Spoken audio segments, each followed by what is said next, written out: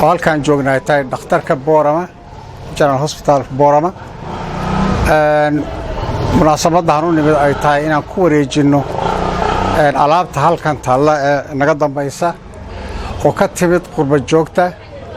gaar ahaan kuwa jooga Canada iyo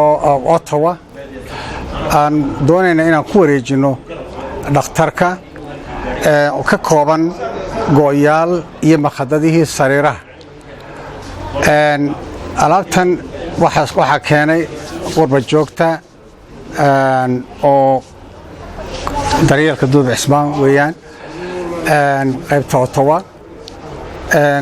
anigoo jecel inaan ku wareejiyo halkan waxaan doonayaa horta kelmad inaan ku idhaaho oo mahadnaqa dadka I'd like to thank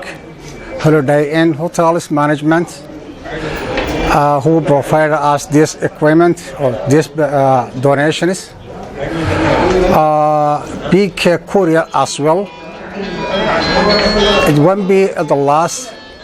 will be continuous as they provide to us. waxaan ku wareejinayaa agaasimaha dhakhtarka weyn ee Boorama Dr. Aadan Ibrahim ayaan ku wareejinayaa laga bilaabo saacada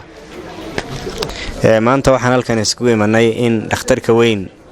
ee magaalada Boorama lagu wareejiyay alaabtan naga dambaysa oo 5 foosta ah oo ay ku jiraan maqadado iyo doraaxadihii ama gooyaashii sariiraha ay ku jiraan waxaana lagu wareejiyay agaasimaha dhakhtarka Dr. Aadan waxaan leeyahay marka koowaad dadkii ka hawlgalay waqtiga ku bixiyay soo ururiyay ama soo iibiyay alaabtan u gartay marka walaalahooda inuu keenaan gaar ahaan dhakhtarkan ay ku bixiyaan Ilaahay subhanahu wa ta'ala miisaanka xasanaadka ugu daro waxaan leenahay jazaakumullahu khayran dadaalka aad samayseen Ilaahay subhanahu wa ta'ala niga hoojin maayo Ilaahay wuxuu leeyahay wama tuqaddimu li anfusikum min khayrin tajiduhu 'inda Allahi wa khayran wa a'zama ajra Ilaahay wuxuu leeyahay subhanahu wa ta'ala waxaad Ilaahay hortii ula baxdaan oo aad naftiina u hormarsataan waad la kulmaysaan maalinta qiyaame oo Ilaahay subhanahu wa ta'ala iyadoo neer laban laabay ayaad heli doontaan maalinta qiyaamaad heli doontaan waxaan leenahay jazaakumullahu khayran inta kalena ku dayato waxa weyn dhakhtarku sharaf bay noo tahay ka isbitaal ahaan inaan maanta kala wareegno qurba joogta ka timiday Canada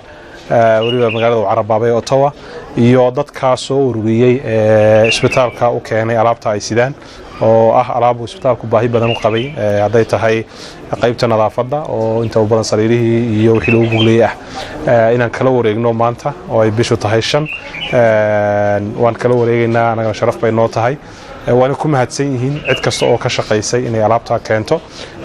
ha joogaan gudaha iyo inta dibadda joogtaba kulay isbitaalku baahiyo badan oo wuxuu leeyahay in wax badan laga qabto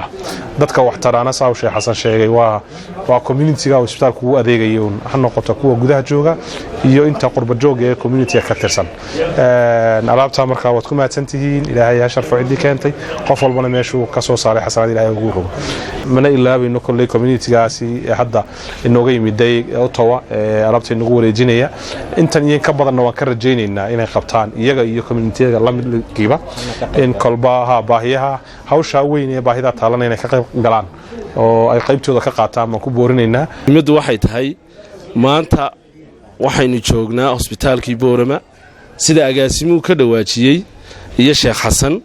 waxaan u joognaa inaynu baahiyaadka bulshadeena runtii dhibaatooyinka badan ku hayay ay aad ugu baahayn in laga haqabtiro waana filaynaa hadii Ilaahay yiraahdo tan maanta aynu u joognaa iyada laftirkeegu baahiyaadka kamid ahayd wax loo baahnaa oo dhakhtarku u baahnaa ayay ahayd laakiin wax yar un baa wax weyn lagu gaaraa ka inta yar oo hayo kugu xasuusta un baa hadhowna inta weyn ku soo goynaya qorshahana sida agaasimu ka dhawaajiyay inaynu iskugu nimaadno madal intan ka weyn oo nin kasta iba wixii uu awoodayo oo miiska saaro wax badan oo kale la soo ballan qaadina way jiraan ilaa imikana haneen hirgelin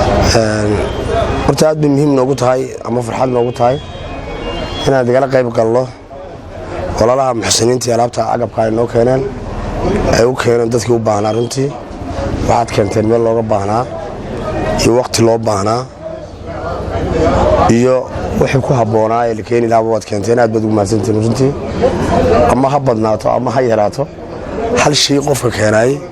waa qof wax weyn taray in yar iyo in badanba way isbiirsanayaan haddii ninba dhinaciisa ka joogsado waxa aan haysanno uu nagu filan yahay isku tashigu waa ta koowaad xukuumaddu kama gacan madhno oo dhismo inay dhisto halkaa iminka 12 qolbay ka dhisaysaa runtii oo iminka soo kormeernay wasaaradda caafimaadku inagama maqno oo mar walba mashaariic dhan baa ka socota magaalada laakiin wixii annaguna qaban karno waa inaan qabanno hawshaas sidaa uu sheegay doctorku runtii aad baad u mahadsantihiin waa idin hambalyeynayna cid kasta oo wax tarta gobolka iyo shacabka iyo dadkooga u damqata oo $1 u quudhay waa qof wax taray